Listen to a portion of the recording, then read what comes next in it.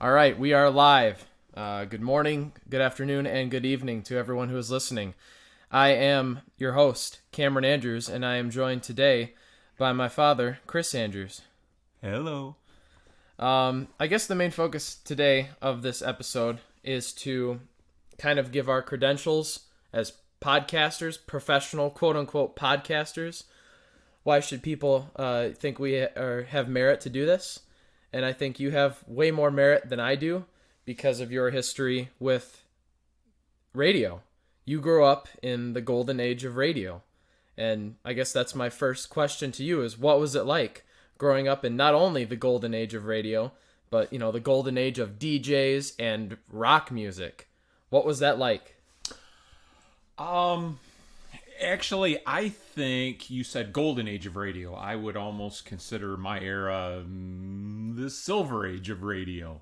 The golden age being old time radio, Like with the from the Johnny Dollar and yours truly, Suspense Johnny and- Dollar and Suspense, and another personal favorite of mine, The Adventures of Philip Marlowe. Okay, was that another detective one? Yes. So, and then That was when the radio was like as big as a cabinet, right? Oh yeah, yeah, yeah. The original cathedral radios is what they Cathedral referred to radios. them as. I consider that the golden age of radio, and then, and also just a little side note.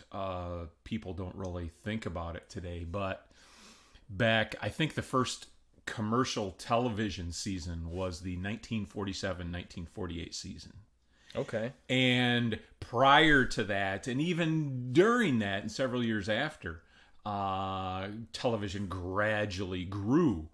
But It took away from the radio, the way radio was treated, because radio used to be what television became, where everyone would gather around the radio and they'd listen to the Yes. to the radio programs, but then TV kind of took that audience, yes, and that was the gradually. that was the start, very subtle, but that was the start of the decline of radio. Oh, of, yeah. of, Yeah. of its popularity, and Yeah. you look at the radio now, and it's pitiful. Yeah.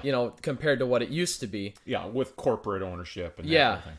But the point I wanted to make was during the golden age of radio back in the 1940s, radio, I consider, was actually, and today when you have a television star, some star gets big on television, and then he transitions and makes a movie, and if he becomes a hit, back in the 1970s, Robin Williams started on Mork and Mindy, and that ran for a few years, and then he made a movie, and then he made another one, and he's a big star.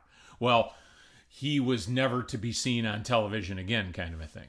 Once you're a movie star, He outgrew it. Yeah, you don't go back to television. Well, in the 1940s, radio was bigger than that.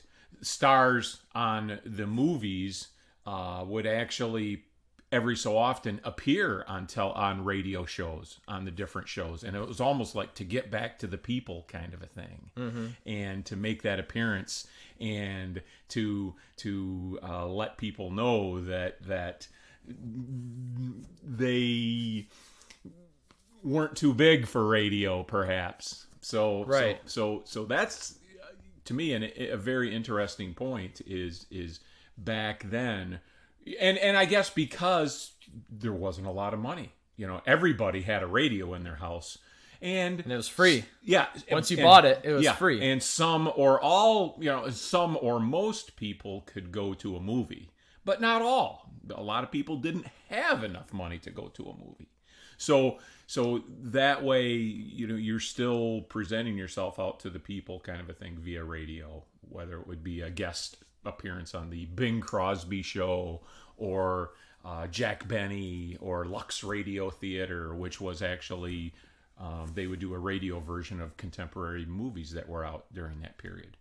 So Humphrey Bogart during, I want to say 1944, appeared on one of the classic radio shows, Suspense.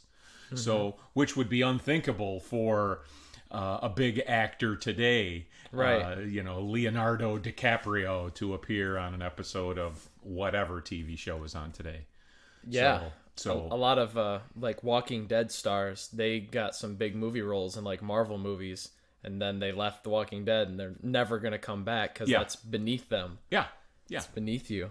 So but a different time and a different era. So, anyways, DJs, you mentioned the DJs, and DJs first started playing records. I want to say perhaps early 1950s, something like that, and it was kind of an oddity thing, but just playing records, and gradually it grew. Rock and roll hit the scene of popular music. It used to be called popular music in the early 1950s. Most people consider the first rock and roll song to be Bill Haley and the Comets' Rock Around the Clock, which was, I believe, 1955. So that's not a definitive statement. Some people, there are others, obviously other songs that sold well and made a splash, kind of a thing. But that was kind of the ignition point. And it was in Cleveland, which is why the Rock and Roll Hall of Fame is in Cleveland.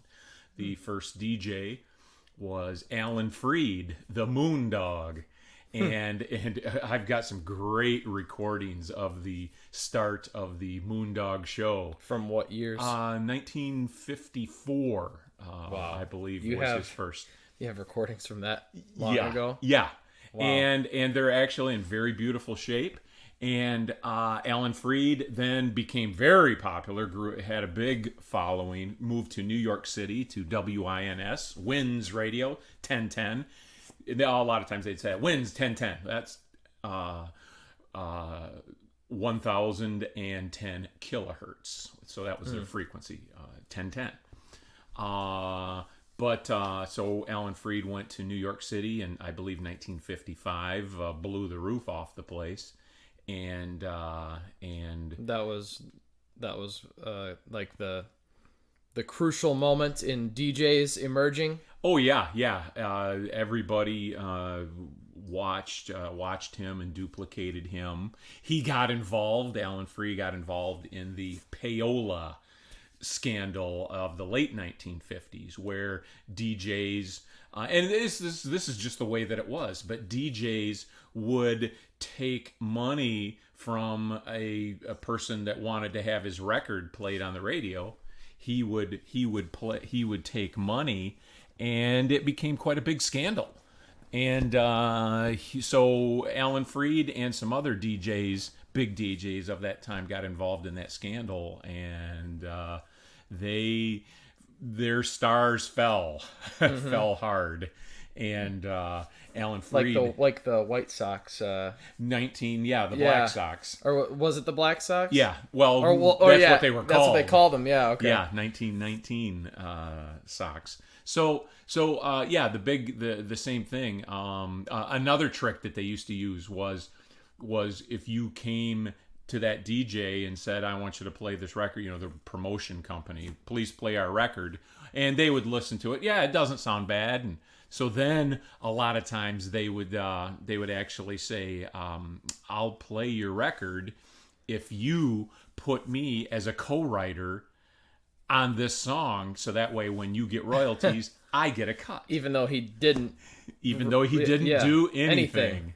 So that was some of the tricks, but that was the norm, right? Back then. It blew up and became a big controversy. But one other little side note, which I consider interesting about Alan Freed, is if you listen to the original Alan Freed recordings off the radio, he was referred to as the king of rock and roll. During the era of Elvis. Wow. So Alan Freed was the king of rock and roll. He kind of got knocked down a few notches over time, but in the 1950s, he was the first person to be called by that title. So you collect recordings of radio shows and radio anything, just radio in general. You collect these recordings. What are those called? Airchecks. And what is an aircheck? An aircheck is a recording And tell me in your big boy voice. Tell me what an air check is with your big boy voice. I know you're capable. An air check is a recording off the air. Most people, I started recording air checks in 1976 with a little portable tape recorder. And I would hit record when my first recordings that I made were of WLS in Chicago, 890 kilohertz. And I lived in northern Michigan, the town of Pellston at the time, just about 15 miles south of the Mackinac Bridge. WLS. What's in Pellston? Pellston. Besides the radio waves that you could listen to, what else is there to do in Pellston? Pellston is a little itty bitty town,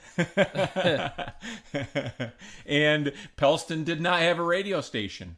But one day, all the kids in my class, I think I was like in the 8th grade at the time, all my buddies were talking about WLS and John Landecker, and it caught my ear. And who's John Landecker? And they're talking, and it was John Landecker was the evening DJ at WLS in Chicago. Well, Chicago from Pellston is about, I don't know, 350, maybe 400 miles. That's AM? AM. And because when the sun goes down, that AM signal can travel that far. It's called skip. And the AM signal actually bounces between the Earth and the ionosphere multiple times and makes it all the way up to Pellston and further. So in that era, that was prior to iPods and MP3s and all that stuff. You either listened to your personal collection of records as a kid, or you turned on your AM radio at night and listened to John Records Landecker. So how old were you when the Kiss solo albums came out? Because I remember you telling me when those came out, you like bought all of them. Oh, and yeah. Then you just... The first day. It was 4, right? 4. All of them. The first day. 4 solo albums on the same day. Yeah. And you listened to all of them. Yeah, I spent my whole allowance plus probably the next week's also. Plus, I had some big posters. There was a poster inside of each of them that was almost like wow. A mini, and actually it was the posters inside the albums were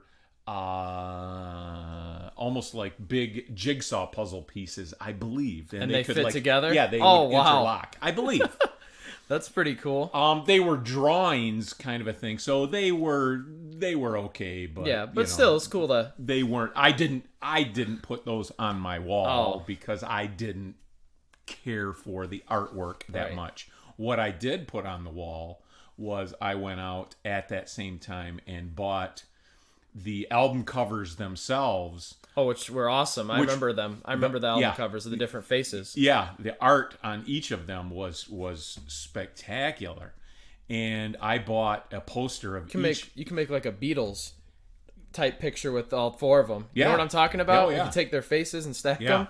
I had all 4 of those posters, which were 2.5 feet wide, maybe 3 feet tall. I had all 4 of those on my wall, and so that was my at that time they were my favorite band. So which, a little side note there, for people that aren't familiar with Kiss, was Kiss became very unpopular around that time frame. Kiss sucks, right? And Kiss sucks was the phrase. If you mentioned Kiss to a non-Kiss fan, that was just the calling them, automatic response. It was almost like a communal brainwashing of you could talk to somebody in Alaska that lived in an igloo, and if you said Kiss, they would go, Kiss sucks. Yeah. And so it got to the point where certain friends of mine and myself, we did not say the band name Kiss in public. What'd you say? We referred to Kiss as The Boys. The Boys. The Boys. So is that why you jumped ship to Rob Halford and Judas Priest? No. I still have all the newer Kiss material that they've released, but like most bands, it's not as good or as it's okay. It's not that it got to the point where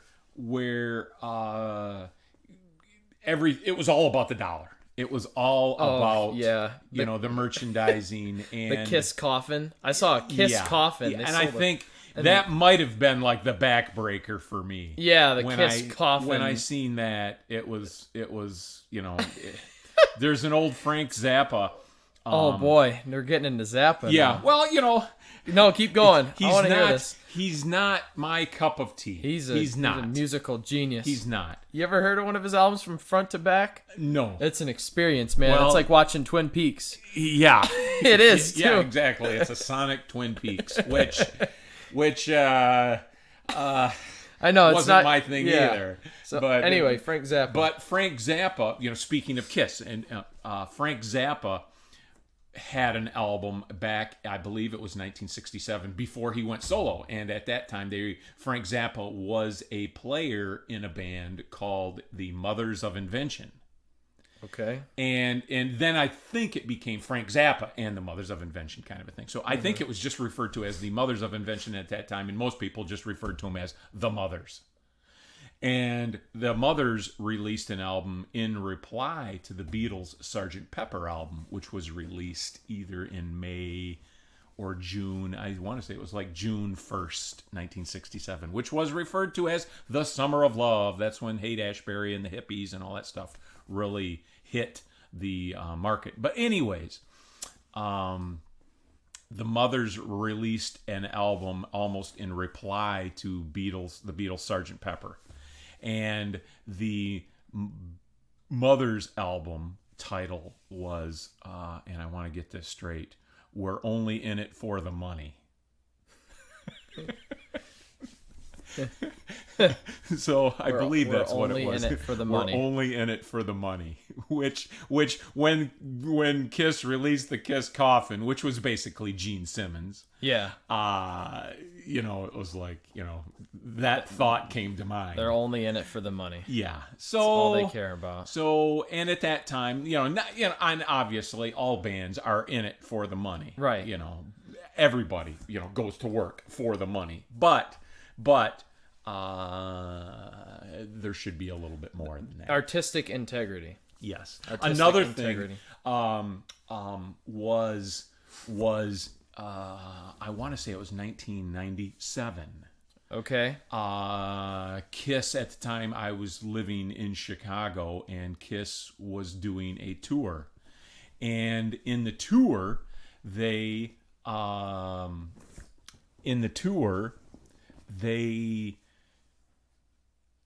had put back on their face paint, and they were doing, I want to say, one of their albums, the complete album. And I want to say it was Psycho Circus? No, it was actually an older one. It was like Destroyer, I believe, which had Beth on it. Yeah. And Detroit Rock City.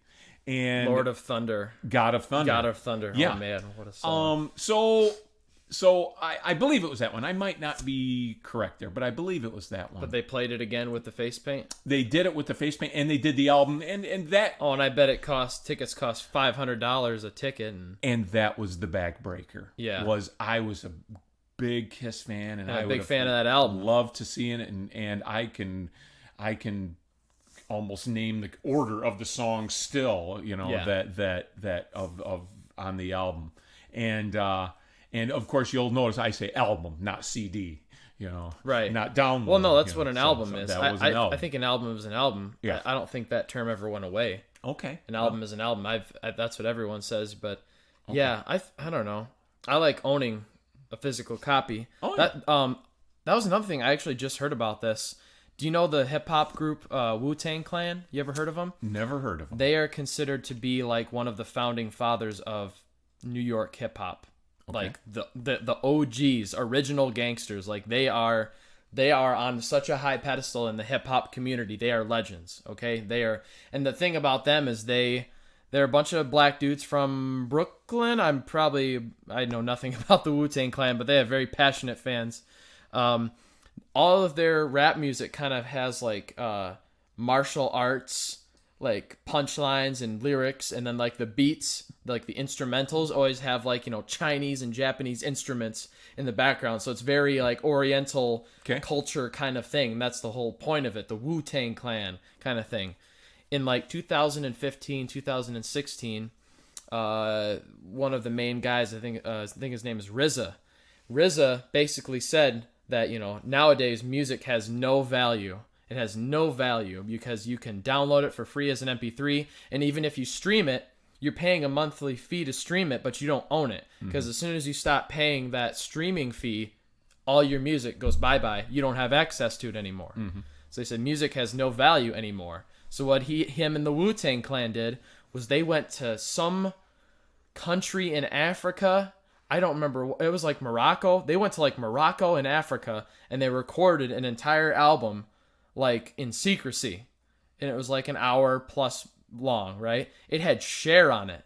For God's sake. They got Cher. They like flew Cher over and had like her record these vocals in secret. So Cher is on Wu-Tang Clan songs, a Brooklyn hip hop group. Hold on.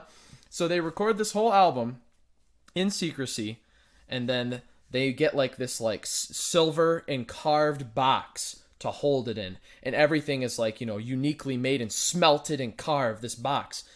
They put it on a CD, and they destroyed all the master copies of the recordings. They deleted and destroyed everything, and it was just that one copy. And RZA said, I'm putting this up for auction, and this is the only copy that exists of this album. And that was in a lot of people, obviously, especially Wu-Tang Clan fans, they hated that because they're like, I want to listen to this new album, and I can't. So some billionaire bought it for like $2 million, this album. And this guy was such an asshole. He would like do a live stream. He'd be like, hey, you guys want me to play it? Nah, I'm good. And then he'd just like put it back down. And I think he played like a couple minutes of it. But that album, the guy who owned that album got arrested for fraud. So he's in prison now.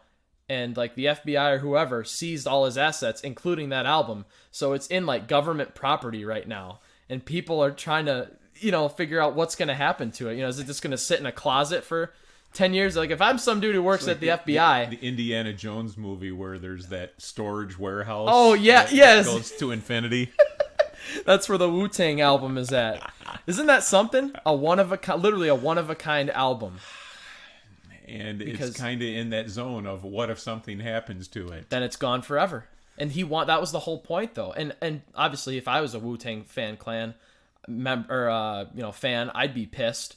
Like, here's one of my favorite groups, and I can't listen to their album. But that's the point, is it's supposed to make music valuable again. This isn't necessarily a musical album that you can just get anywhere. This is a work of art. This is a one-of-a-kind thing, kind of thing. So I saw what he was trying to do with it. But I think, like, people don't even think about that, because they stream it or they download it. I like having the vinyl because it's the whole package. It's the artwork, Oh, the album covers. The album used to be covers, and then you open almost as important as the album itself. Because that sets the tone for the music. Yeah, the art. The art was just spectacular. The art should, a good album, the art lines up with the songs. You look at the songs and you look at the artwork, and they match, kind of thing, I feel like because of the digital age, musicians don't put as much effort into packaging or design of art as they used to, because you can just pick a random. That's what rappers do. They just pick a random fucking image off Google, and then that's their album cover. Yeah. But it used to be where you wanted it to be an experience. Oh yeah. Kind of thing. So that's the problem, I think, with modern music culture, or the way people digest music nowadays. Oh yeah. I was I want to say 1979, and a buddy of mine was telling me about this new band, Judas Priest. You got to check out Judas Priest. They're awesome. So I was like, yeah. Oh, Judas Priest. So I happened to be at the record store in Muskegon, next to the Plaza Theater, and it was called Crazy Larry's. Okay. And Crazy Larry's was where I went to get a majority of my music. And they had album covers covering the walls, hundreds of album covers. And in the back of my head was that Judas Priest. You got to check them out. And I loved my rock and roll and my little bit of harder rock and roll kind of a thing. I don't think the phrase heavy metal was around in the late 70s. That came perhaps early 80s. But I'm looking through the albums and I'm scanning the walls, and the Judas Priest album British Steel was up there on the wall of holding the razor blade, and this big razor blade that's 8-9 inches across and 6-7 inches tall, and this hand is holding the razor blade, and it was just one of those, oh yeah, I'm buying that album. Oh yeah. So that album cover put me over the edge. Right. So my favorite album cover of all time is Kimbra's second album, The Golden Echo, because I don't know, man. I don't know how to describe it, but the anticipation I had for Kimbra's second album was beyond comprehension to most people. Because I heard her first album. It was her first ever album.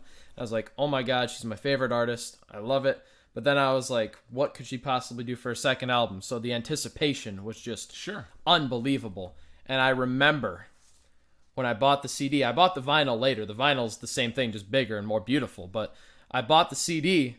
The CD is like split in half. The top half is like the desert and the bottom half is like the ocean. And she's upright and upside down in both parts of the album cover. And on the top, she has hourglass, like a giant hourglass that she's leaning on, and the sand is falling from like the bottom of the next picture. I mean, it's incredible. Yeah. And I remember seeing that and sitting in my car with the CD in my hands, and I was like, I can't believe it.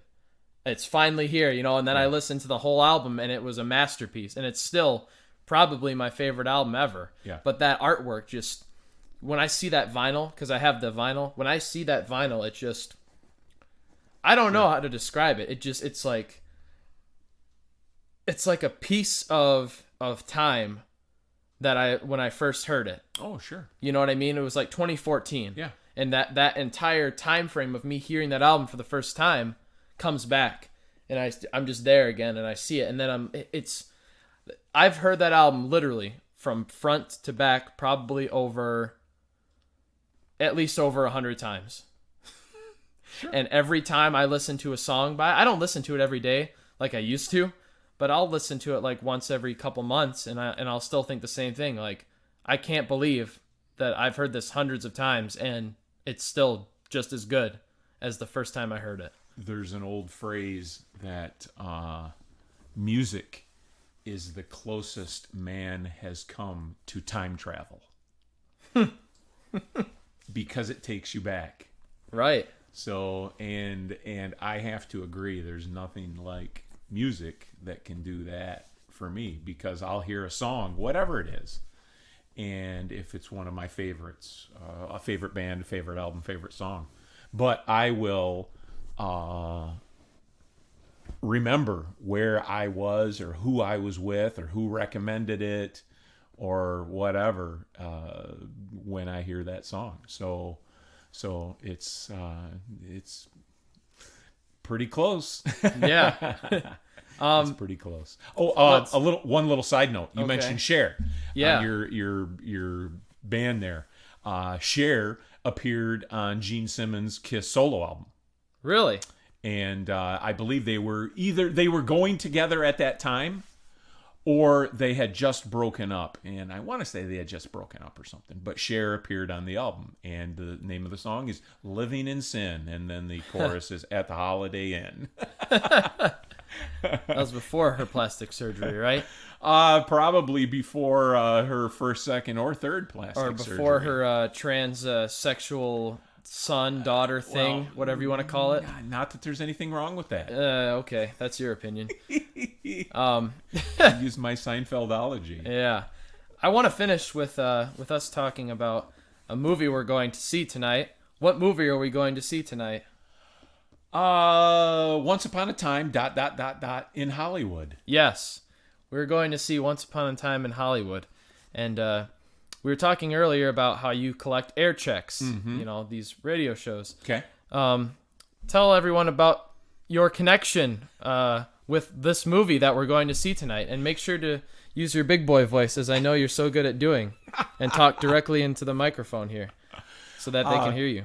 A little side note here. I've always been accused of talking too loud. Yes, he's been the loudest fucking person I've ever heard in my entire life, and he decides to be quiet the one time I want him to talk normal. And so I apologize for my quietness. I'm not used to the mic being pointed at me and then being told to speak up. Yeah, microphone shy. Yeah. So for this first podcast, if I'm invited back for the second one, then I'll work on it. Don't worry, we'll get you a juice box and some crackers afterwards. I'm a work in progress. It's here. okay. So make sure you sit nice and close and tell anyways, before I was so rudely interrupted. Right.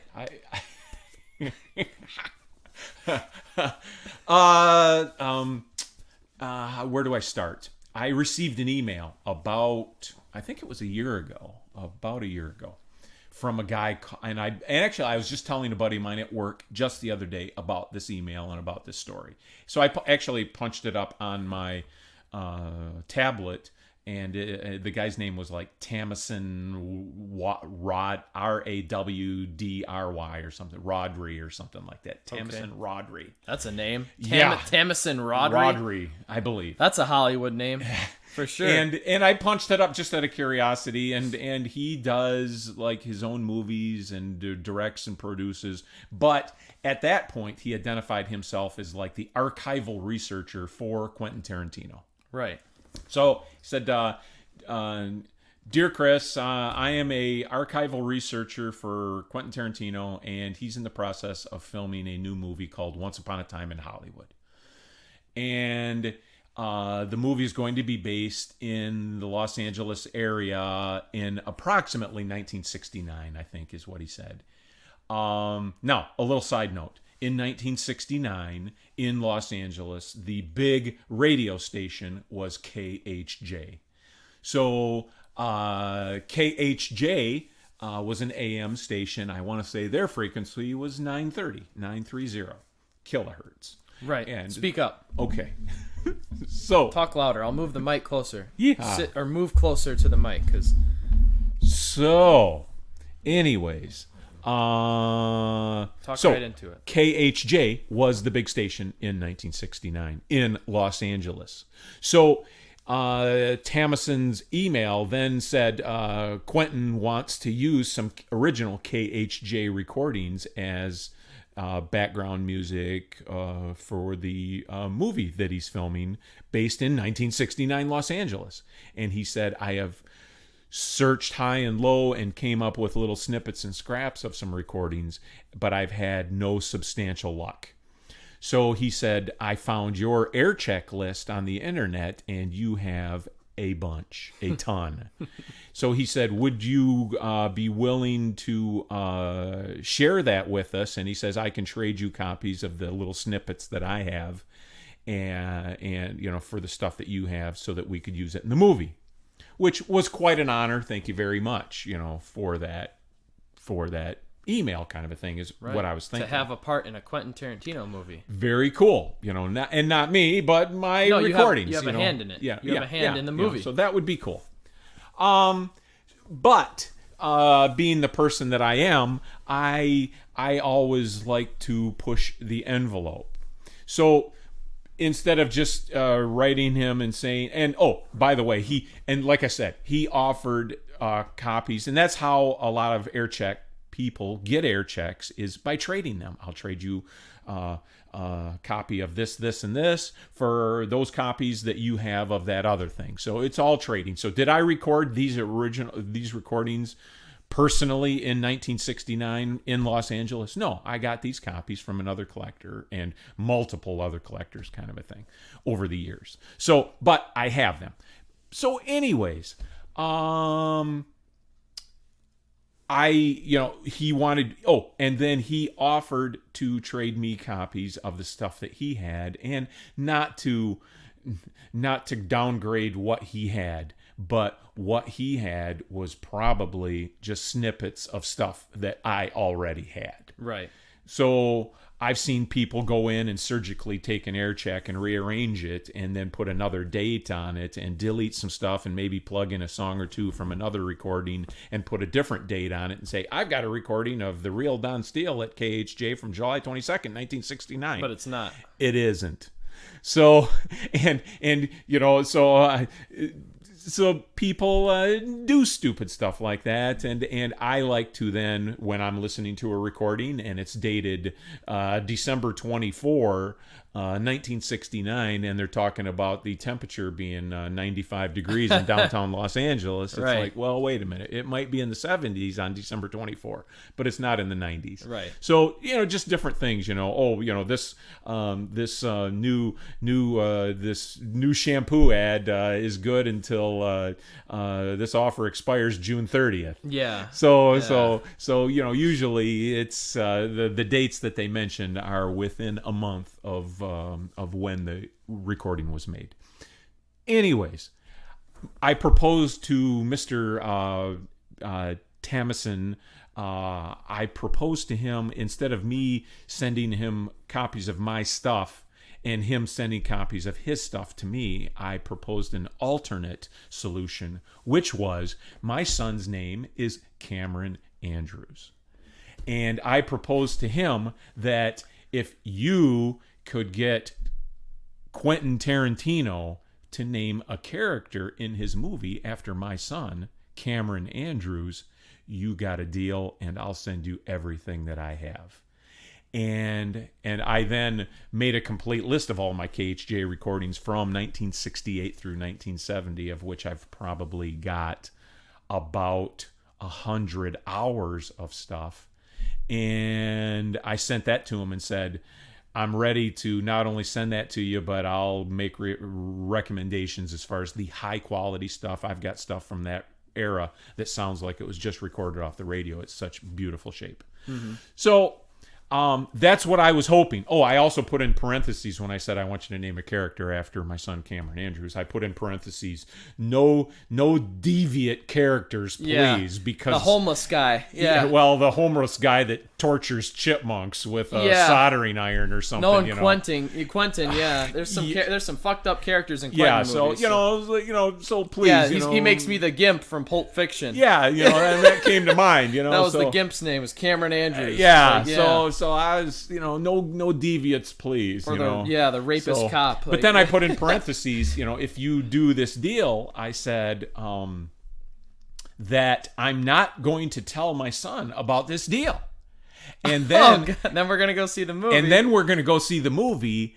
then one of the characters' names is Cameron Andrews.